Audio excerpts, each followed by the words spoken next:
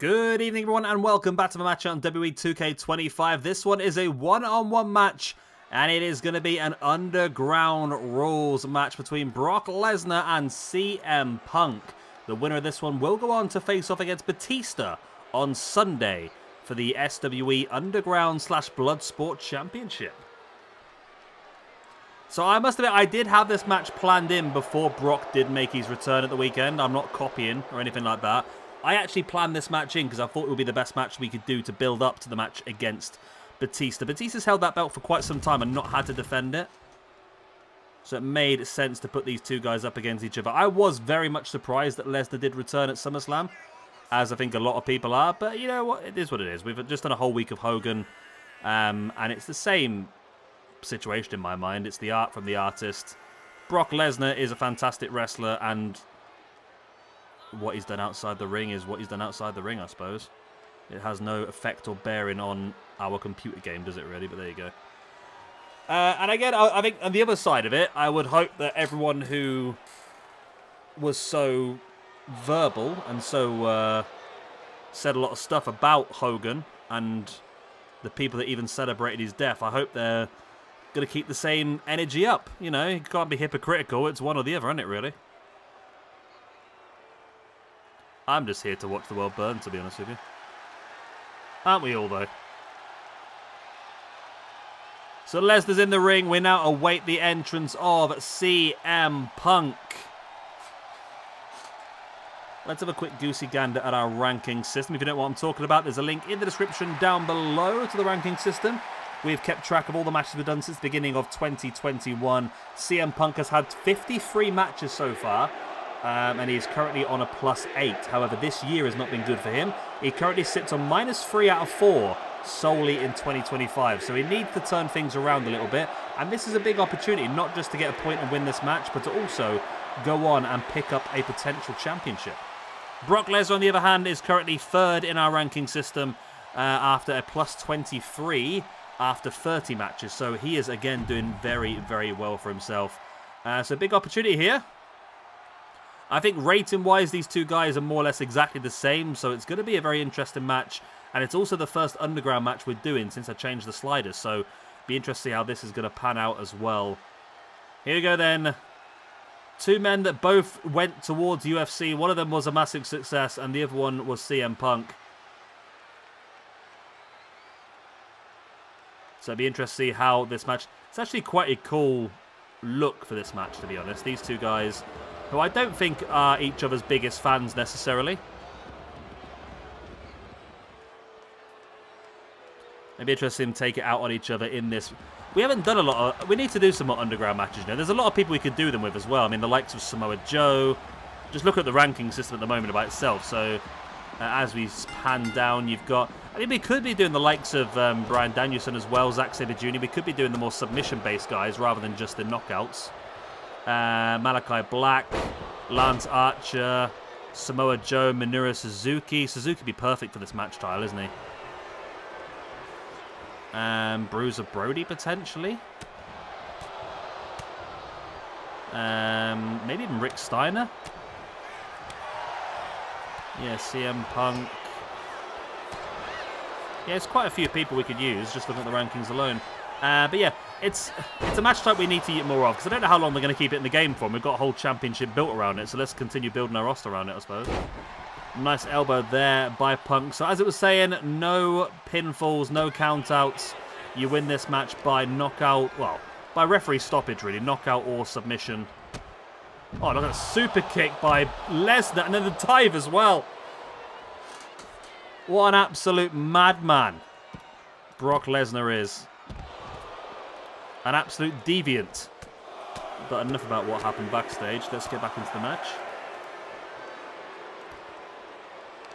As it is Lesnar who's currently working over Punk, and Lesnar has a very aggressive moveset. I'm sure that somebody whose name might begin with M is not very happy with how this match has gone so far, since Punk is getting an absolute beating at this point in time. But there's still time. Lesnar now rolling Punk over. And Punk was playing possum, though. tripping Lesnar over before getting onto his back and wrenching away at the arm. Smart maneuver. We know that Lesnar likes to utilize a lot of the suplexes and so forth. So by damaging the arm, you're going to maybe reduce his grip to be able to do those suplexes. So it's a bit of a smart maneuver. Once again, both guys now on the outside. Lesnar is in and out, but finally does hit the axe handle.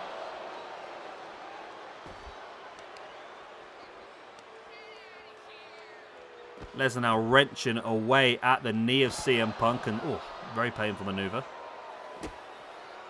And Lesnar has dominated the majority of this match, in fairness. Punk has had a couple of moves, a bit of inspiration here and there, but it is Lesnar who's dominating the majority of it. And I mean, Punk is getting some offense off now.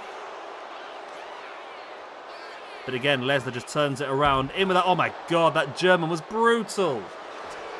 Oh, the German was brutal. Punk's midriff and leg smashed into the barricade. Submission locked in by Lesnar, but Punk is able to break free. Lesnar again with the German. Oh, Punk able to slide free. And now a backdrop Saito style into the barricade as well. And now the Anaconda Vice locked in.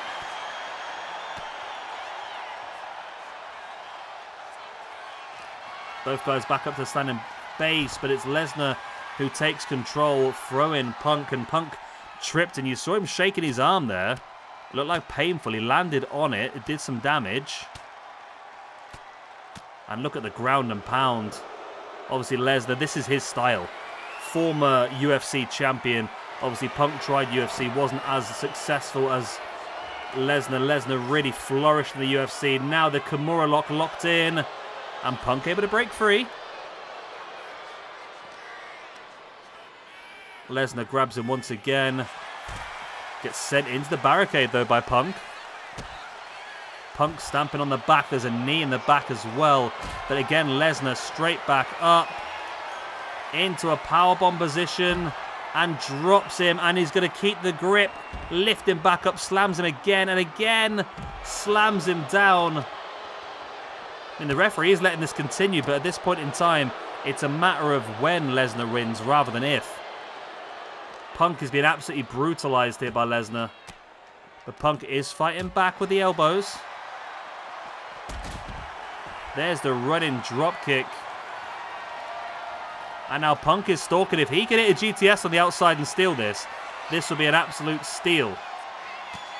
No, Lesnar fighting back. Punk thought he finally had the big move. And it's the Kimura lock once again. Locked in by Lesnar for the third time in this match. Can Punk continue to survive? He does. He rolls through. Punk now sending Lesnar straight into the ring post, though.